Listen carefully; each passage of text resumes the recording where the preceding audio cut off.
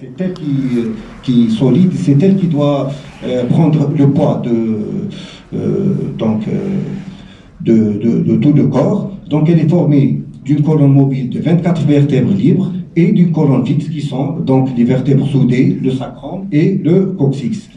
Bien sûr, elle assure quel est son rôle. Son rôle, c'est la protection de la moelle spinale, parce qu'à l'intérieur, il y a ce qu'on appelle la moelle spinale, et la moelle spinale, lorsqu'elle est touchée, c'est qui m'a fait des accidents et tout, même les qui te la colonne, on peut être paralysé, d'accord? Donc, madame la colonne vertébrale, elle donne donc l'innervation périphérique et donc elle va jusqu'au cerveau pour donner donc c'est l'innervation centrale, donc elle peut causer ce qu'on appelle des paralysies ou là, ce qu'on appelle des paraplégies. D'accord? Pas de problème. Donc, pour les dimensions, donc elle a une longueur de 70 cm chez l'homme, 60 cm chez la femme. Les courbures, donc elle a plusieurs courbures. Donc ce sont des courbures. En sagittal, ce sont des courbures thoraciques. Donc vous voyez qu'il y a une concavité sacro-coccygienne et une cavité ventrale. L'accentuation pathologique de la courbure thoracique constitue donc une syphose. Donc, d'accord. Donc la concavité zéida pathologique anormale. Donc on a une maladie, on a la syphose.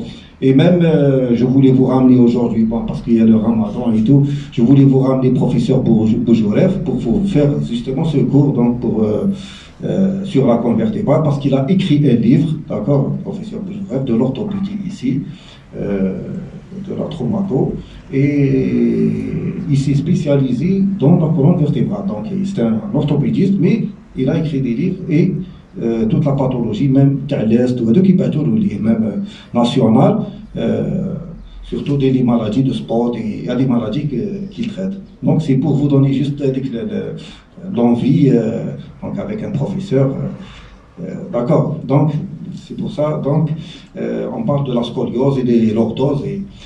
Pour les courbures ventrales lombaires, est une concavité dorsale. Donc, l'accentuation pathologique, celle qui lombaire, la lordose, ce sont des maladies. Pour les courbures latérales, par exemple, donc, c'est-à-dire la colonne vertébrale, donc à côté latéral, vous avez vu ce qu'on appelle la scoliose. Et maintenant, par exemple, on parle des scolioses chez les enfants, parce qu'ils portent beaucoup à la langue, parce qu'ils portent beaucoup le cartable qui a un surpoids, donc il peut provoquer ce qu'on appelle des scolioses. Maintenant, on parle aussi de cette pathologie. Pour la morphologie externe, donc il y a la morphologie, il y a la face ventrale, donc antérieure, la face dorsale et bien sûr la face latérale.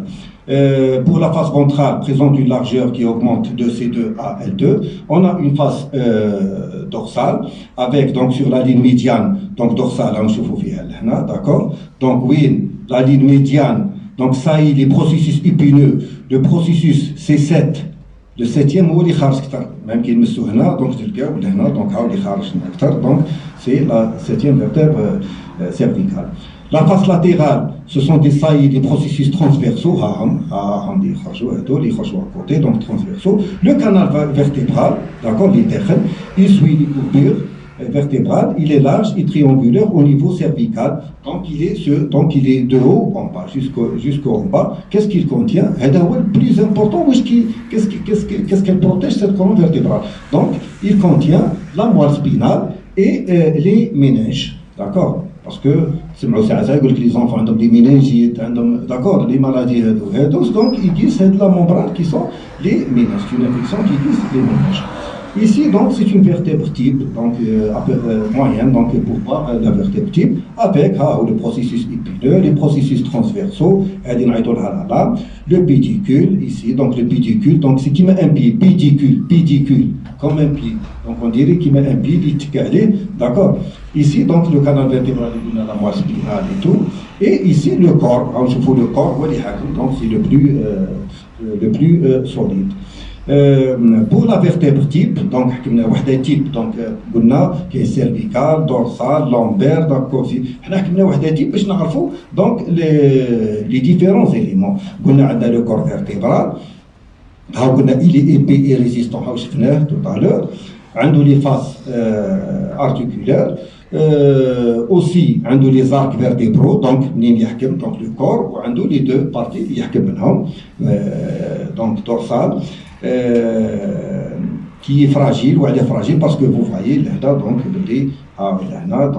il est solide, ici il est fragile, qui dit fracture, donc ici c'est et donc il est solide.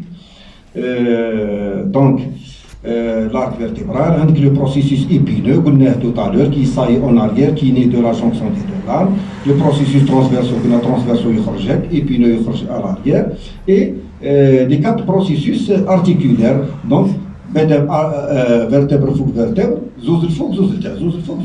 d'accord.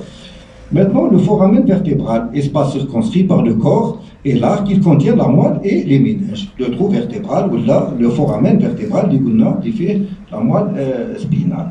Ici aussi, donc, c'est une autre image, donc, il nous montre c'est une vertèbre, qui va connaître le corps vertébral, les pédicules, le processus articulaire crânial, donc, il faut au milieu, ici, caudal, crânial en haut, caudal en bas, donc le tête inférieur, les facettes articulaires, donc donc ici dorsal, les côtes, et le processus épineux, les en postérieur. Donc ici aussi, donc c'est la vertèbre cervicale. Ici vous voyez, donc il y a une petite différence. Ici par exemple le processus épineux qui est bifide. Vous voyez que bifide, c'est zouz, c'est zouz.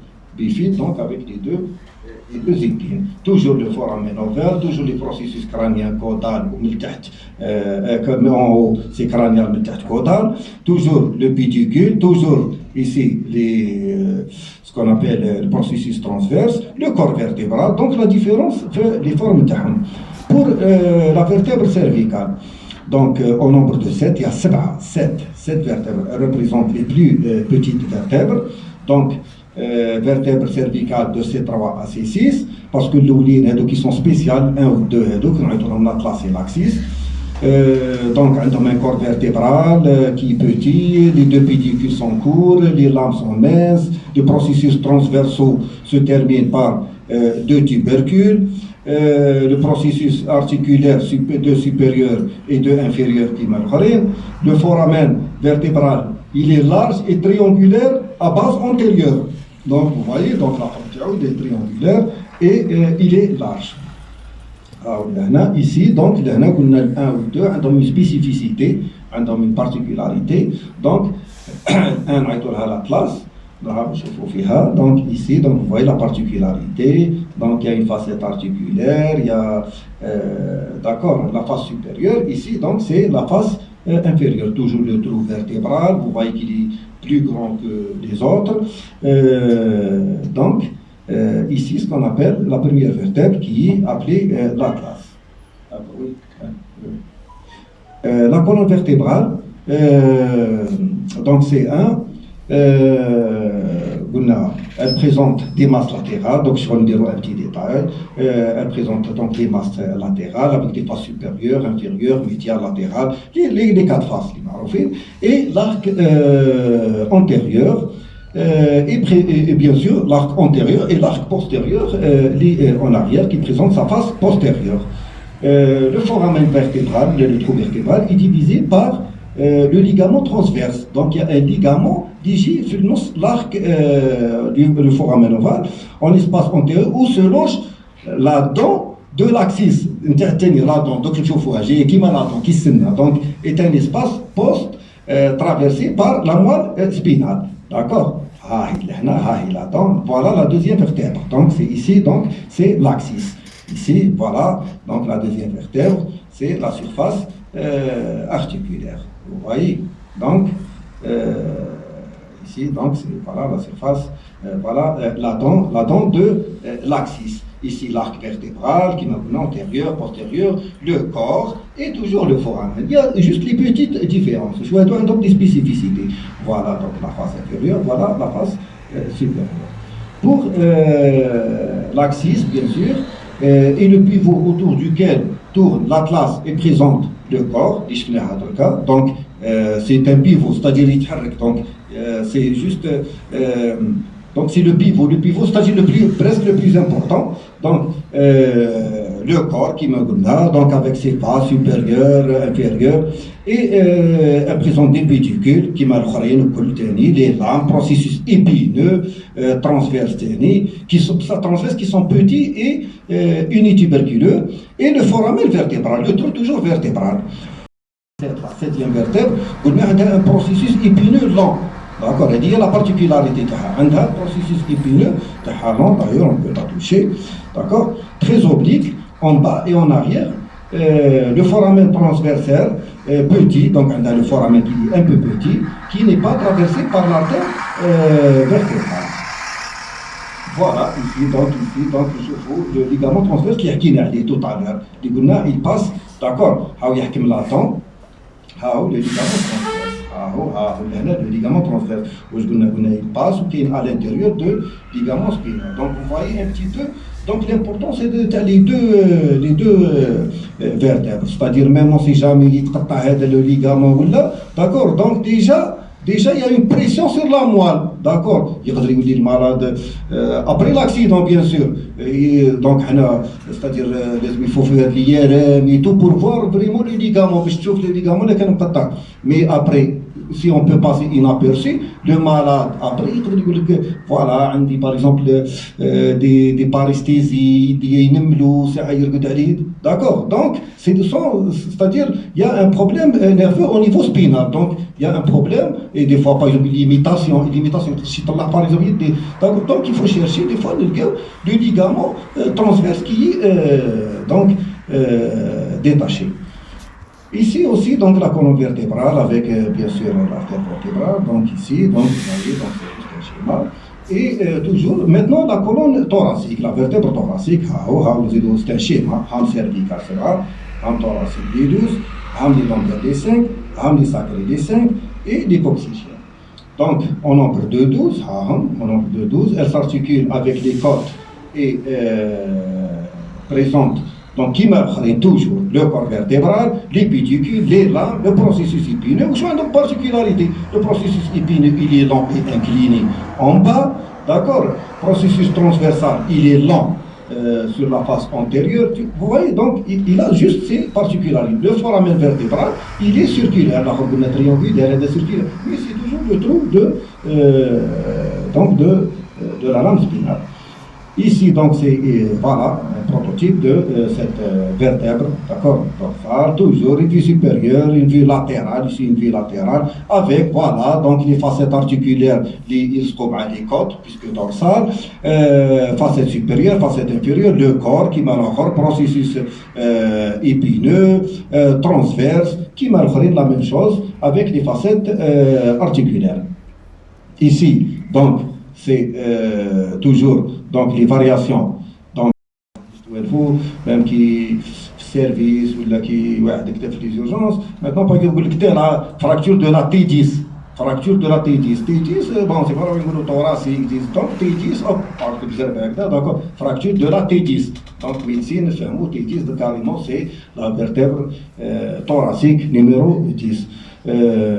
Donc, Gunnar 11 et 12 n'ont qu'une facette costale. Les processus transverses de T11 et T12 sont dépourvus de fossettes costales. Pourquoi? Parce qu'il y a les fausses côtes. Parce que, mais ce que je fais un moment, donc il y a les fausses côtes. Pour les vertèbres lombaires, au nombre de 5, donc elles sont volumineuses. Vous voyez, elles sont volumineuses. Et présentent donc le corps vertébral très volumineux, d'accord, et réniforme. Les pédicules très épais, d'accord. Vous voyez sur la partie la partie du corps, la plupart, d'accord. Bon, donc au milieu, donc elles doivent être résistantes.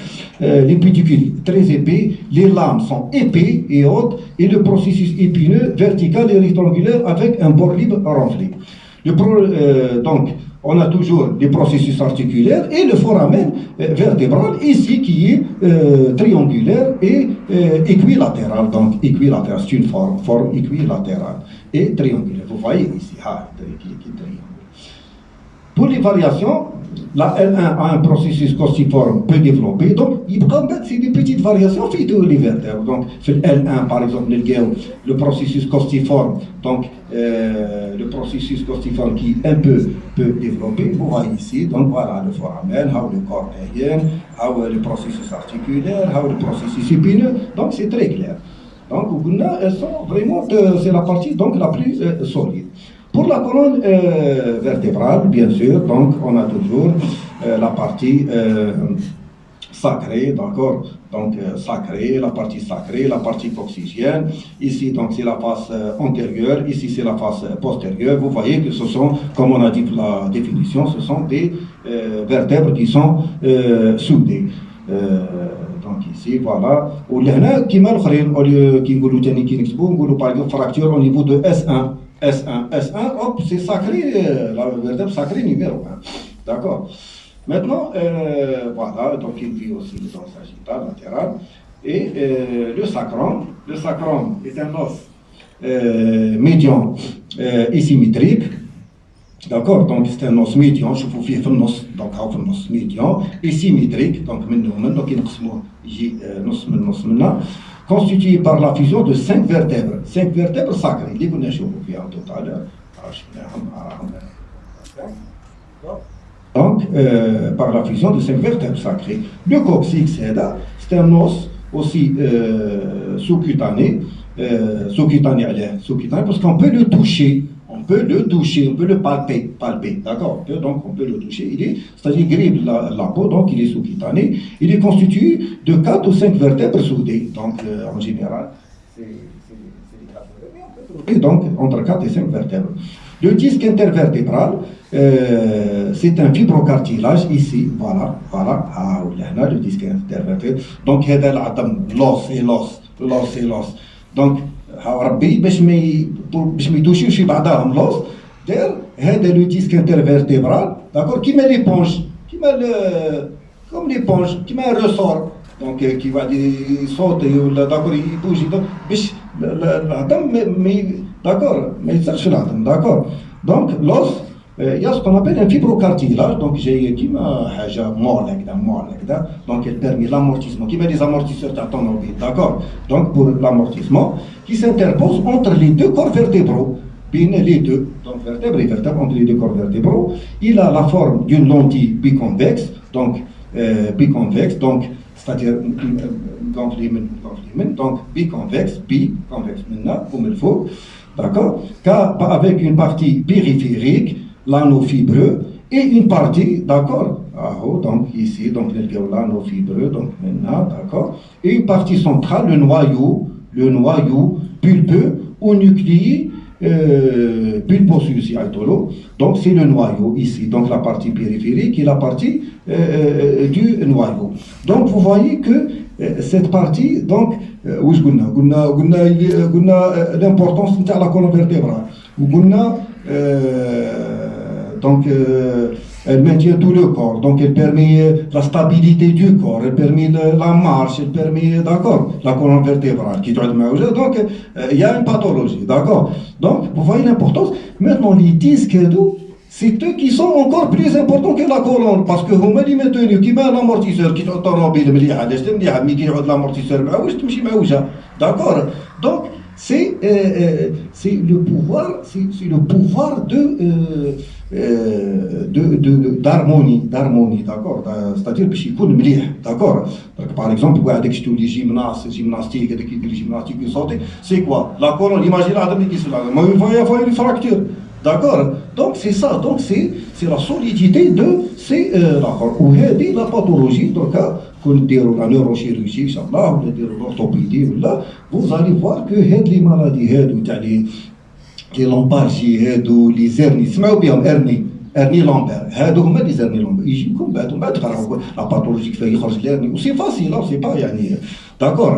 Ce qui est important, c'est que هذا le disque vertébral هذا هو المشكل اللي يدير l'hernie. هذا هو المشكل. D'accord. Pourquoi? Parce que كنا نحكيو على النوايو. Donc يتحرك. Par exemple واحد يهز حاجة. Par exemple يهز حاجة. Par exemple forcé. Par exemple les muscles تاعو يسون لا شوية مازال يهز حاجة forcé. هذاك bon avec une certaine force تخرج هذاك كي يخرج هذاك d'accord. Le disque exactement où يقيس ومن بعد عليه لي دولور وعليه لي دولور باسكو بعد وين يقيس في لو نير سياتيك ويهبط عليه ويهبط داكور دونك يبو توشي كيما حاجه الالكتريسيتي يقيس داكور يقيس الخيط داكور et ben بعد il va donner des être handicapant peut être d'accord ولا هنا on peut les opérer on peut d'accord donc vous voyez un petit peu et c'est pour ça que il y a des mouvements c'est-à-dire c'est parmi les conseils parce que des fois même واحد كيهز حاجه ولا باسكو صراو بزاف كي صراو باغ اكزومبل صراو باغ في العيد ولا باغ واحد يهز كبش كدا سيركو هكا باغ اكزومبل بينو يديرني داكور صراو بزاف داكور دونك واحد كيهز باغ اكزومبل ديما يقول لك لا فورس باغ اكزومبل واحد ميم كيهز إذا كيتخدموا في الدار ولا لي فام ولا كي واحد كيهز ما يهزش بلا فورس ما يخليش لا فورس اللي هنا في ظهره داكور ما يخليش لا فورس داكور يسير يحط لا فورس في رجليه داكور يهز يحط لا فورس في رجليه داكور يحط لا فورس في رجليه يحط حاجه ثقيله مازال لا فورس في رجليه اللي قاعد يهز لا فورس ما يهزش هاك لا فورس في ظهره داكور Donc, maintenant,